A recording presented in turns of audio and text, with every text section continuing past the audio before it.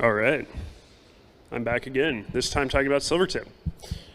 So yeah, I've kind of been obsessed with the South Cirque of Silvertip for a while now. I was up there with Hans in 2019, 2018, and he showed me the entrance to Moonray. We went into Greenhouse Cave, which is a cave on the South Cirque, but he pointed to the entrance of Moonray and said that it would be a good cave to reinvestigate. And so we did, and we found a lot of stuff, and we've been finding a lot of stuff. So yeah, here we go. So where is Silvertip Peak? Again, along that same syncline in the Bob Marshall Wilderness, just north of Turtlehead Mountain. And there's two different sides of the mountain that are kind of karst plateaus. The north side we refer to as the North Cirque, and the south side is the South Cirque, obviously. All of the Silvertip system is located on the north. All the entrances to the Silvertip system is located on the North Cirque. And we've been working on the South Circuit within this yellow boundary. So yeah, this is coming over the pass from the North Cirque and looking down on all the karst of the South Cirque. You can see it's kind of like a lunar landscape. There's very few trees, and there's caves everywhere there. And it's beautiful. So yeah, just a quick, if you guys don't know the history of Silvertip Peak, I have a brief overview here. 2015 to 20, so it was originally discovered in the 70s. Actually, Mike McEachern just told me that 73 was the first year, which makes this the 50th anniversary year of the first exploration in Silvertip, which is pretty cool. But yeah, in 2015 and 2019, Hans, Jason, and the Grotto as a whole decided to resurvey the Silvertip system. So they pushed it to 9.7 miles long and almost 1,000 feet deep. They discovered over a mile of new passage, and the big awesome thing they did was connect Blood Cave to the system, which hadn't been done historically. And that's really exciting because Blood Cave, although all the entrances are on the North Cirque, the cave itself extends under the South Cirque. And so the dream has always been to find a way into Blood Cave from the South Cirque. And now that it's part of the system, that would connect it to the Silvertip system. And then, yeah, in 2020 and 2021, we visited the South Cirque. In 2020, it was more of an investigation. We went into Moonray, we got to the bottom, we checked the leads, we found plenty of good going leads and cave. So we decided to really start a resurvey project and a re-exploration of the South Cirque. And yeah, in 2021, we did a resurvey of Moonray, which we're still working on. But we also found a new cave called Daddy Croc, which is only, I don't know, it's maybe 200 feet from the entrance of Moonray, and it connects to Moonray. So that was a pretty exciting find. Just a brief history of Moonray. In 1980, Doug and Mike McEachern discovered it, and they named it Southside Booty Cave. The next year, Hans and Doug returned and explored it, but did not survey it. And they named it Moonray Cave. And then a few years later in 85, I believe it was, Doug and Hans returned with quite a few people, and they produced the map that you see here to the right, which is a beautiful and accurate map. We are not resurveying it because it's a bad map. We're resurveying it because we found a bunch more passage that we want to add on. And then, yeah, in 2001, there was a brief return to the cave, and they got to the bottom, checked a few leads, but nothing really came of it. So, what did we do this year? Had some fun. This is just a list of expedition participants, and this is the second group to hike in here, kind of all lined up. So, like all the caves in the Bob, it's a long hike in, 15 miles to the North Cirque side of the mountain, and then it's probably maybe 2 more miles over the mountain to the South Cirque where we are. And that last little bit's off trail. And this is a great picture. So this is what we call Heartbreak Hill, which is within the first couple miles of the trail. And this is Silvertip Peak at the end of the drainage here. So yeah, you get a glimpse of where we're headed at the very beginning. This year there's always trees that fall on the trail over the winter, and we're usually early enough that the National Forest Trail crew hasn't been there yet. Especially this year, we were extra early, so they definitely hadn't been there, and there was a horrendous amount of trees down. As you see, there is a trail that goes like right here, and all you see is trees. So yeah, the first day we had a lot of work. We cut over 200 logs, and it was fun. And then we got through all that. The second half of the trail was much less tree fall. So yeah, this is approaching the North Cirque. And as you can see, there's a lot of snow. Like I said, we went kind of early. So there was a lot of snow, and we were worried about that. But we were able to kind of negotiate the snowfield, stay on the karst, and get over to the South Cirque safely. This is up towards this is looking back down the valley to the north, over the North Cirque. And that, I don't know if the picture I just showed a moment ago on Heartbreak Hill looking at Silvertip, that's probably right in this area somewhere. So. And then this is the South Cirque Base Camp. We got a nice little stone couch. We love it there. Just some photos from camp. And yeah, so all the caves are really close. There's none that are more than a 10, 15-minute hike from camp. It's pretty casual. You go in for your 8 to 10 hour day, do some survey, come out, eat food, and hang out at camp. Something to do. This is Irina here surveying. Irina took a bunch of the beautiful pictures you're going to see coming up. So yeah, we surveyed over a mile of passage this year between Moonray Cave and several new caves. We also did resurvey in Moonray, but the mile is all new passage, so just to clarify that.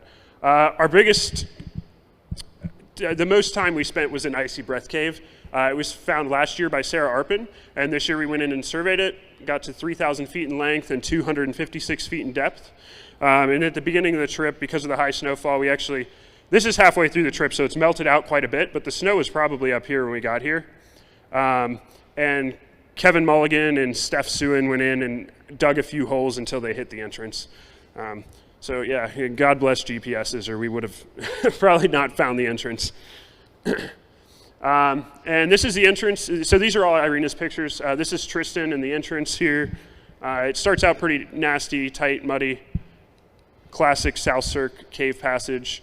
And then about 800 feet in, we encounter this big 50-foot pitch, and an upstream passage comes in. It pours water down this pitch. It's a really, really nice pitch there.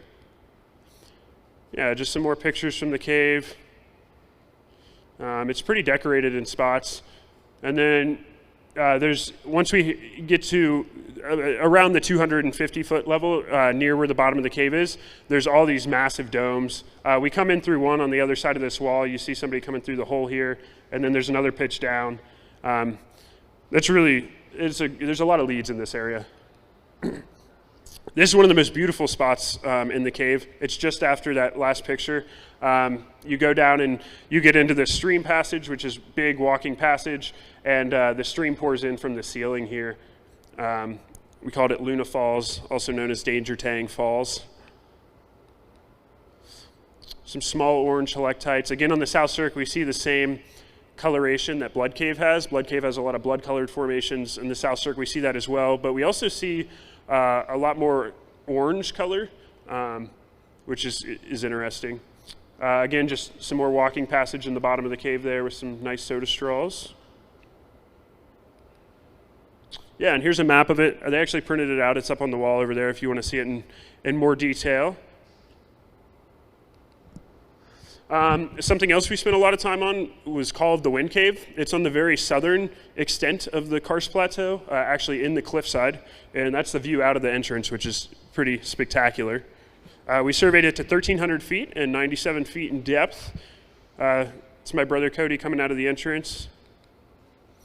And yeah, here's a map of it. Most of this stuff is pretty tight and nasty canyon, but down here you can see there's a pretty big, I don't want to call it borehole, but for the rest of the cave and the cave on the South Cirque, this is pretty big passage.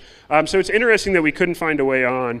There is right here a lead that's pretty grim. It's a wide mud crawl, but I have hope that this might continue onward because we called it Call of the Wind. The entrance is just blasting air, stronger than anything else I felt on Silvertip. So.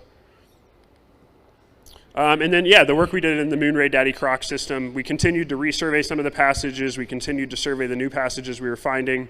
It's 1.2 miles in length now, and the depth is 569, which I think is a little bit shallower than the old survey said, so maybe some more or less accurate, I'm not sure. This is the entrance to Daddy. Oh yeah, and that's Bo and I at the entrance to Moonray. Han showed that historic picture, so this is just a new picture. There's the entrance. And then this is Daddy Croc. That's Tristan and Georgia going in. That was actually the first trip in. Just some pictures. You know, we do some teamwork there. This is a survey and some of the bigger passage in the bottom of Moonray towards the Geronimo room. This is the ABZ hallway.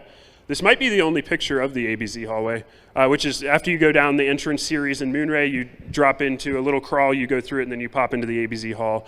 And this is kind of the main walking passage in the cave. This is just, one of the early pitches in Daddy Croc Cave. You see it bells out really nicely. Again, these are all Irina's pictures. And then, these are the maps. I think they're probably pretty hard for you guys to see. But this is the plan view of the Daddy Croc Moonray system. And then on each side here, we have the profile views of Moonray and Daddy Croc. They drop pretty much vertically down straight into this horizontal section of cave. If anybody is interested in these maps, I have them on my laptop and you can check them out. Just find me. We did a few other things. Pretty John's Cave was found by Alex Lampe, who's from TAG. And those of you that are familiar with TAG probably know of Petty John's Cave, which is a very, very popular introductory cave, and it sees a lot of traffic. Anyway, so he called this Pretty John's. And they surveyed it to 195 feet in length. It does have a few leads, nothing exciting. Carl Erickson and Carl Frostley and Alex went into Hidden Cave, which was a pit. They moved a rock to get into it, and then at the bottom, I guess there's a canyon that has more rocks blocking it, but it has airflow. So that's something interesting we might check out next year. And then Glissade has always kind of been a question mark. It goes pretty deep, I think 300 feet deep now, but we were unable to find a way on. We went and checked a bunch of leads. We were unable to find a way on. And there is a lot of airflow, so that air is going somewhere. We just haven't found out where it's going yet. Greenhouse is similar to Moonray and Daddy Croc, a big vertical pit series. We reached the bottom, which was a big deal because nobody's been to the bottom in a while since maybe Han's original trip down there. And we did not find a way on. We found the last station that they put in Carbide down there, which was cool. But we couldn't find a way on. But again, we actually did detect a lot of airflow in Greenhouse in the entrance. So again, something's happening there. We just need to find the right lead. This is just a map of Pretty John's.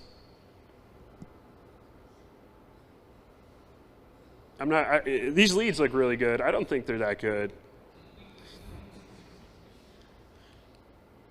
So here's an overlay. This is the main Silvertip system here. Obviously, Blood Cave is this big limb that extends, and you can see, so the pass is right, there's Silvertip Peak, and the pass is right here. So you can see it extends really far into the South Cirque. And then we have the couple of caves that we're working on, all located in this area. Icy Breath, if you look at the map up on the wall, you'll notice that there's a bunch of leads on this right side that are pretty big. So that's exciting because they are kind of headed towards Blood, although it is still quite a distance. This is my personal, what I got most excited about. Sarah Arpin's been doing hydrology for her PhD up there, and she dye traced this year.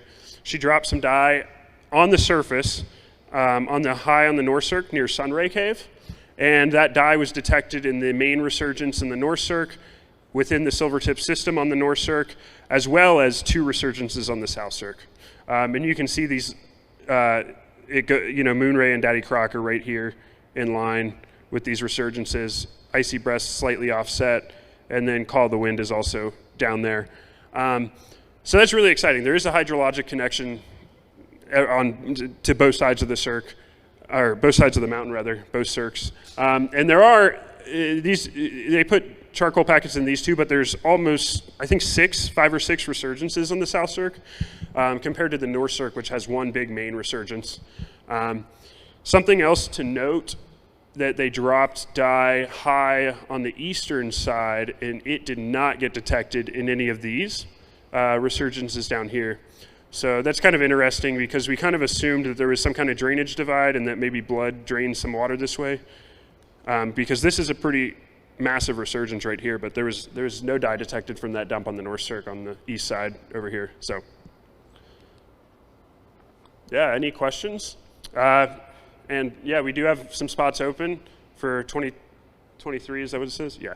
For this summer, we're going up there at the first 2 weeks in August, basically. So if you're interested in joining, let me know.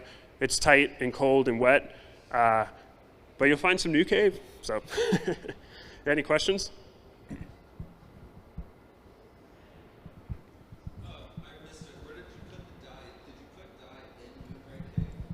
No, we put it. She dropped it on the North Cirque into a surface stream. Yeah, yep. Kind of by the entrance to Sunray. I think it was a little below it. So. Great. Well, thanks for listening.